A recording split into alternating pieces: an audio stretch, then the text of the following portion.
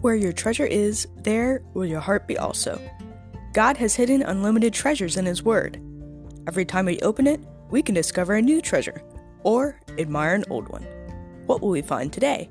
Let's dig in. Here's Carla Early with Treasure Hunt in the Word.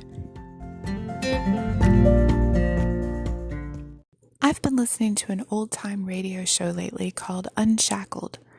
Each episode is about someone who got to their lowest point, some even to the verge of suicide, when they found Christ and He saved them. But like each of us, they had to realize that they were in need. They had to get to the point where something had to change. Maybe you're in a stage of that process right now. The prodigal son of Luke 15 found himself there, in need. All his life, he had his family, specifically his father, taking care of him. Then he'd had his father's money, which he'd squandered on an immoral lifestyle.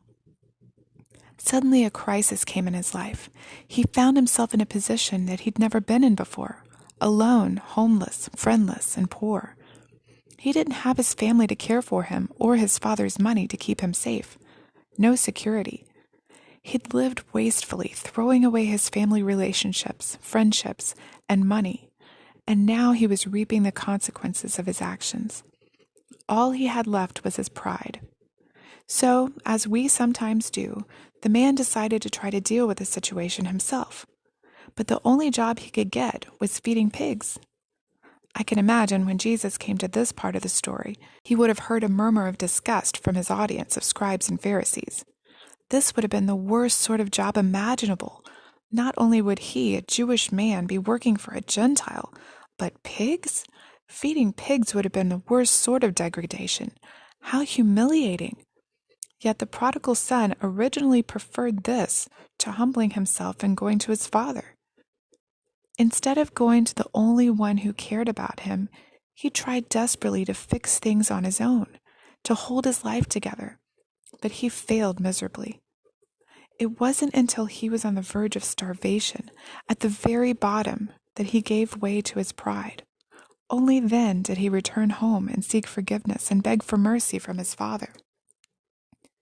What he didn't figure on was the overwhelming love he received on the way home.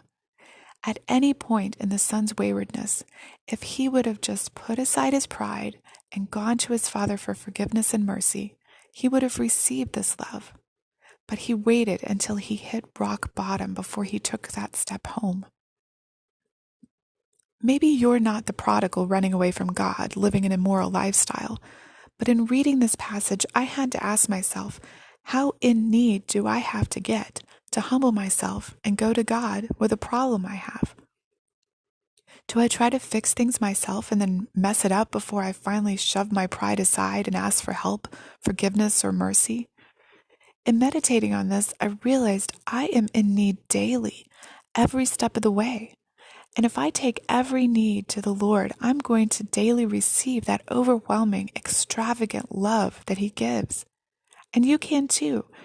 No matter how much we mess up, no matter what steps we've taken in the wrong direction, no matter if it's just a small thing in the scheme of things, turning to the Lord when we're in need brings God's forgiveness, mercy, and extravagant love pouring into our lives, just like in the story of the prodigal.